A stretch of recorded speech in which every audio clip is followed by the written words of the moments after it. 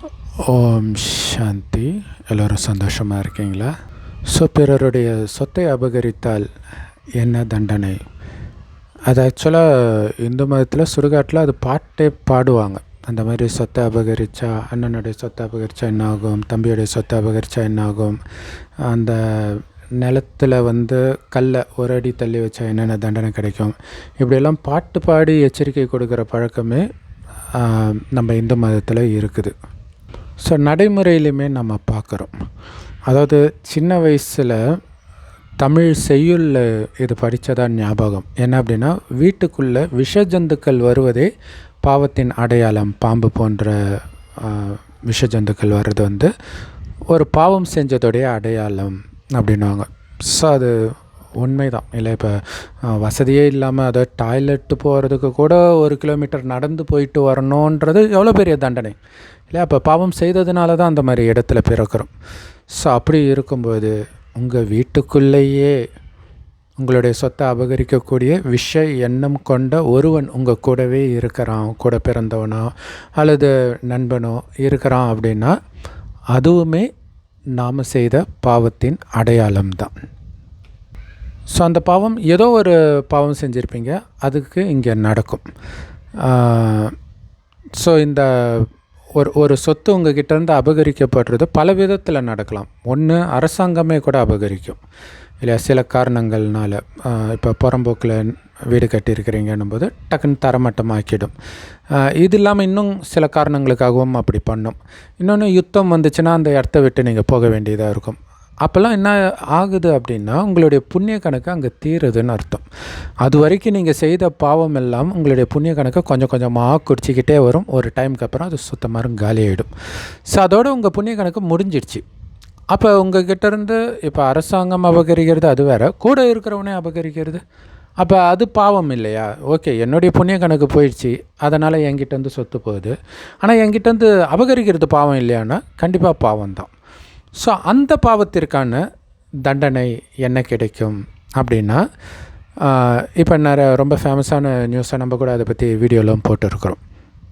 இன்றைக்கி நிறைய பேர், குறிப்பாக பணக்கார குடும்பத்திலே நிறைய பேர்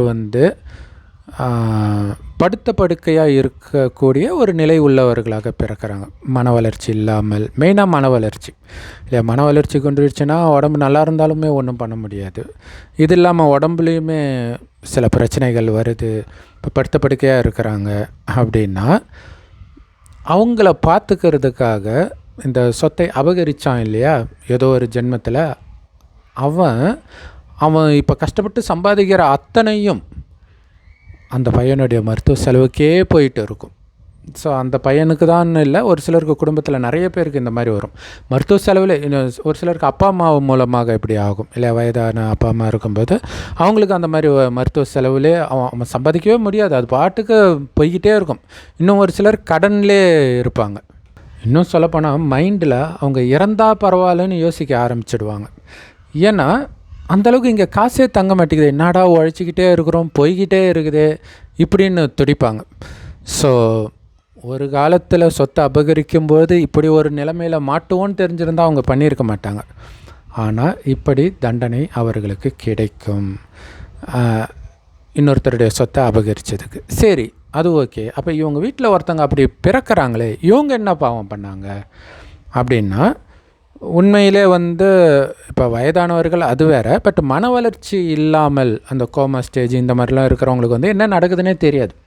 அதனால் அவங்களுக்கு அது பெரிய தண்டனைன்னு சொல்ல முடியாது. ஆனால் ஒரு விதத்தில் தண்டனை தான். என்ன தண்டனைனா, வாழ்க்கையை வாழவே இல்லையே. பணக்கார குடும்பத்தில் இருக்கிறாங்க, ஆனால் அது அந்த குடும்பத்தில் இருக்கிறன்ற உணர்வும் இல்லை, எந்த சந்தோஷமும் இல்லை, எதையுமே அவங்க அனுபவிக்கலை. அது பாட்டுக்கு மருத்துவ செலவுக்கு ஒருத்தர்கிட்ட இருந்து காசு போய்கிட்டே இருக்குது. பட் ஆனால் இவங்க எதையும் அனுபவிக்கலை, ஏன்னா இவங்களுக்கு சுயநினைவு எதுவுமே கிடையாது. இது எதற்கான தண்டனை அப்படின்னா, நம்ம ஏற்கனவே சொன்னோம், நம்மக்கிட்ட ஒரு சொத்து அபகரிக்கப்படுதுனாலே நம்மளுடைய புண்ணிய கணக்கு அங்கே தீர்ந்துடுச்சு. ஆனால் இந்த மனித சட்டம் என்ன சொல்லுது, இல்லை உங்களுதுன்னா நீங்கள் போராடலாம், உங்களுக்கு சட்டத்தில் வசதி இருக்குதுன்ட்டு கோர்ட்டு கேஸுன்னு போகிறது, அல்லது அடிதடி, இந்த ராஜ்யமாக இருந்தால் அபகரித்து நான் விட மாட்டேன்னு சண்டை போட்டுட்டு இருக்கிறது, இந்த மாதிரி இருக்கிறது உங்களுக்கு அது என்னதுன்ற அந்த உணர்வுலே இருக்கிறீங்களே, அந்த ஆசை நிறைவேற்றுறதுக்காக அங்கே போயிட்டீங்க. இப்போ நீங்கள் சண்டை போடும்போதும் அதை ஒழுங்காக அனுபவிக்க முடியாது, நிம்மதி இல்லாமல் தான் இருப்பீங்க. அடுத்தது இந்த மாதிரி பிறந்தும் அந்த இடத்துல இருப்பீங்களே தவிர அதை அனுபவிக்க மாட்டீங்க. ஸோ அதனால் சொத்தை அபகரிக்கிறது மட்டும் இல்லை, அபகரிக்கப்பட்டதை நான் விடமாட்டேன்னு பிடிச்சிட்டு இருக்கிறதும் பாவம் தான். ஏன்னா உங்களுடைய வாழ்நாள் முழுவதும் வீணாக போகுது. இதில் ரொம்ப கொடுமை என்னென்னா, அப்பா அம்மா அது மாதிரி அப்பா அம்மா தான் பார்த்துக்குவாங்க இல்லையா, அல்லது கணவன் ஒரு நல்ல கணவனாக இருந்தால் பார்த்துக்குவான், நல்ல மனைவியாக இருந்தாலும் பார்த்துக்குவாங்க. ஸோ அந்த மாதிரி அவங்க பார்த்துக்கிட்டு இருந்து அவங்க இறந்து டக்குன்னு உங்களுக்கு புத்தி தெளிஞ்சிடுச்சுன்னு வச்சுங்களேன், அது ரொம்ப இன்னும் பெரிய கொடுமையாகிடும். ஏன்னா புத்தி தெளிஞ்சதுக்கப்புறம் என்ன பண்ணணுன்னே தெரியாது, உங்களுக்கு எங்கே இருக்கிறேன் என்ன இருக்கிறேன் ஒன்றுமே புரியாது. அது இன்னும் கொடுமையாக இருக்கும். ஏன்னா அது அது எல்லா பாவக்கணக்குக்கும் ஒரு லிமிட் இருக்குது, அதுக்கேற்ற வரைக்கும் தான் தண்டனை முடிஞ்சதுக்கப்புறம் அந்த தண்டனையிலே இருந்தால் கூட பரவாயில்லையேன்னு நினைக்க தோணிடும். ஸோ அந்த நேரத்தில் அவங்க தவறான பாதையில் கூட போகிறதுக்கு வாய்ப்பு இருக்குது. ஆக்சுவலாக எனக்கு தெரிஞ்சு இந்த ஏதோ ஒரு குற்றத்துக்காக ஜெயிலுக்கு போயிடுறாங்க இல்லையா, பாலியல் குற்றம் இந்த மாதிரிலாம் பண்ணிவிட்டு போயிட்டு வந்துடுறாங்க. வந்தோடனே அவங்களுக்கு யாரும் வேலை கொடுக்க மாட்டாங்க, ஏன்னா எல்லாருக்கும் தெரிஞ்சிடும். அப்போ அவன் என்ன பண்ணுவான், ஏற்கனவே அவனுக்குள்ளே அந்த கிரிமினல் குணமும் இருக்கும். அப்போ அந்த குணம் சரி அதான் ஒரு தடவை தான் ஜெயிலுக்கு போயாச்சுல, இவ்வளோ தானே என்ன ஆகிட போகுது அப்படின்ட்டு தவறான திருடுறது இந்த மாதிரி விஷயத்தில் ஈடுபடுவாங்க. ஸோ இப்போ சமீபமாக அந்த விளாத்தி குளத்தில் சிறுமியை பாலியல் பலாத்காரம் செய்து கொலை செய்தவன் அப்படி தான் இல்லையா, போக்சோவில் அவன் உள்ளே போய் இருக்கிறான்.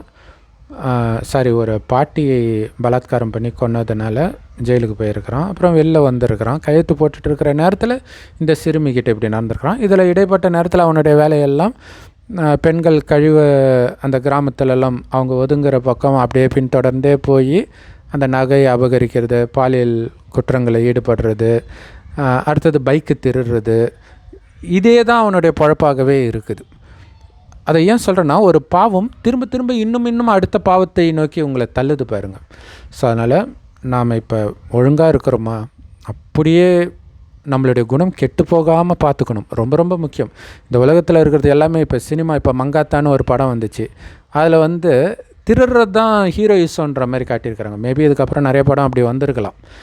ஸோ அப்போ நீங்கள் ஒரு படம் காசு கொடுத்து போகிறீங்கன்னா, உங்கள் காசு கொடுத்து உங்களுக்கு நீங்களே சூனியம் வச்சுக்கிறீங்கன்னு புரிஞ்சுக்கோங்க. ஏன்னா உங்கள் மைண்டை கரெக்ட் பண்ணக்கூடிய விஷயந்தான் சீரியலில், படத்தில், சினிமா, பாட்டில் எல்லாத்துலேயுமே இருக்கும். ஸோ அதிலிருந்தெல்லாம் விலகி இருக்க வேண்டியது ரொம்ப ரொம்ப முக்கியம். நல்ல விஷயத்தை சொல்கிறதுக்கு யாருமே இல்லையா, யாருக்குமே தெரியாது நல்ல விஷயம் எதுன்ட்டு. அதை சொல்கிறதுக்கு தான் கடவுள் வந்திருக்கிறார் ஒரு வயோதிகர் உடலில். அந்த வயோதிகருக்கு பிரம்மான் பேர் வைக்கிறார். அவர் வாய் வழியாக இந்த ஞானத்தை கேட்குறவங்க தான் பிரம்மகுமார் குமாரிகள்.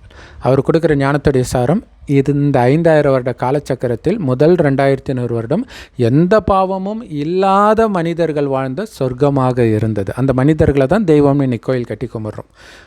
அப்படி இருந்ததே நாம தான்ற ரகசியத்தை வெளிப்படுத்துகிறார். நாமளே தான் அப்படி இருந்தோம். மறுஜன்மம் எடுத்து 2500 வருஷம் கழிச்சு உடம்புன்ற உணர்வுக்கு காமம், கோபம், பற்று, பேராசை, அகங்காரத்துக்கு அடிமையாகி பாவம் செய்ததன் விளைவு தான் இன்றைக்கி ஏழ்மை, இயற்கை சீற்றம், யுத்தங்கள், நோய், எல்லா விதமான கஷ்டத்தையும் பார்க்குறோம். இன்னுமே கொடுமையாக ஆக போகுது இல்லை. இப்போ கேஸு கட்டுன்றாங்க, பெட்ரோல் கிடைக்கலன்றாங்க இப்போவே நார்த் இந்தியாவில்.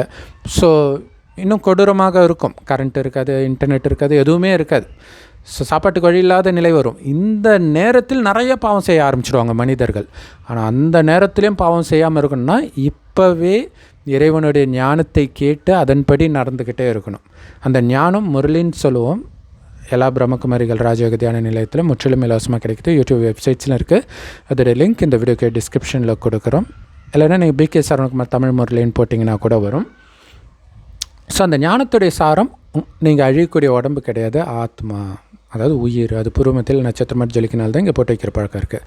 அந்த ஆத்மாவின் தந்தை தான் சிவபரமாத்மா. அவர் செம்பொன் நிறமான ஒளி உலகத்தில் நட்சத்திரம் மாதிரி இருக்கார். ஸோ செவ்வானத்தில் நட்சத்திரம் மாதிரி இறைவனை சதா நினைவு பண்ணிக்கிட்டே இருக்கணும். உங்களை ஆத்மான்னு உணரணும், ஒருவரை ஒருவர் ஆத்மான்னு பார்க்கணும். எப்படிப்பட்ட மோசமானவர்களாக இருந்தாலும் ஆரம்பத்தில் தெய்வீக குணமுடையவர்களாகத்தான் இருந்தார்கள்ன்ற அந்த உயர்ந்த எண்ணத்தில் பார்க்கணும். இன்றைக்கி எல்லாம் ஒரு மயக்க நிலைக்கு போயிட்டாங்க உடல்ன்ற அந்த உணர்வுனால். ஸோ இருந்தாலும் நம்ம ஏற்கனவே பாவம் செய்திருந்தால்தான் நமக்கு துக்கம் கொடுப்பவர்கள் நம்ம தொடர்பில் வருவாங்க. ஸோ இது வரைக்கும் என்ன பண்ணுமோ, ஆனால் இனி பாவம் செய்யாமல் இருந்தாலே ஓரளவு நீங்கள் பாதுகாத்துக்கலாம். அப்படி துக்கம் வந்தாலும் அந்த இடத்த விட்டு விலகி போவீங்களே தவிர அவங்கள எதிர்க்கக்கூடாது. எதிர்க்க இன்னும் பாவம் தான் செய்வீங்க. ஸோ ரொம்ப சுருக்கமாக சொல்லியிருக்கிறேன். பட் இன்னும் விரிவாக இறைவன் தினம் தினம் அந்த முரளியில் சொல்வார். அவசியம் கேளுங்கள். ஓம் சாந்தி. தேங்க்ஸ் ஃபார் வாட்சிங். ஸோ இறைவனுடைய ஞானம் உங்களை ஆத்மானு வந்து இறைவனை செவ்வானத்தில் நட்சத்திரம் மாதிரி சதா நினைவு பண்ணிக்கிட்டே இருக்கணும். இறைவன் கொடுக்குற அந்த ஞானமாகிய முரளியை ஒரு நாள் விடாமல் குறைஞ்சது 3 தடவை கேட்கணும். கேட்டதை மனதுக்குள்ளே போட்டு அதை உங்கள் குணமாக மாற்றிக்கிறதன் மூலமாக கலியுகம் அழிந்து வரப்போகிற அந்த சொர்க்கத்தில் மீண்டும் வந்துடுவோம். அங்கே இந்த மாதிரி சொத்தை அபகரிக்கிறவங்களோ அல்லது நோயோ விஷ ஜந்துக்களோ எதுவுமே இருக்காது. திரும்புகிற பக்கமெல்லாம் சுகமே சுகம். சிங்கமும் பசுவும் ஒன்றா தண்ணி குடிக்கும். சிங்கம் கூட தாவரம் தான் சாப்பிடும். அந்த மாதிரி உலகத்தில் எல்லோரும் ஆண்களும் பெண்களும் அவ்வளோ அழகாக இருப்பாங்க. ஆனால் காமம்னா என்னன்னே தெரியாது. அவ்வளோ பரிசுத்தமாக இருப்பாங்க. கணவனும் மனைவியும் நமக்கு ஒரு வாரிசு வேணும்னு நினைக்கும் போது மனைவி கர்ப்பமாவலே தவிர காமத்தினால் கிடையாது. அந்த மாதிரி உலகத்தில் அழகான மனைவி இருந்தால் தான் நிம்மதியாக இருப்பீங்க. இங்கே அழகாகவே இல்லாட்டினா கூட திரும்புகிற பக்கமெல்லாம் விபச்சாரம் தான் நடக்குது. பாலியல் கள்ளத்தொடர்பு தான் நடக்குது. ஸோ இங்கே யாருமே நிம்மதியாக இருக்க முடியாது. ஆனால் அப்படிப்பட்ட வாழ்க்கை துணை உங்களுக்கு கிடைத்தாலும் நான் தூய்மையாக தான் இருப்பேன். ஏன்? இறைவனுக்காக, அவங்களுக்காக கிடையாது. கரெக்டாக சொல்லணும், இறைவனுக்காகவும் கிடையாது, உங்களுக்காக இறைவன் சொல்கிற வழிபடி நடந்து தூய்மையாகி தூய்மையான உலகத்துக்கு போகிறீங்க. இல்லாட்டினா நிரந்தரமாக இந்த நரகத்திலே மாட்டிக்குவோம். ஓம் சாந்தி. தேங்க்ஸ் ஃபார் வாட்சிங்.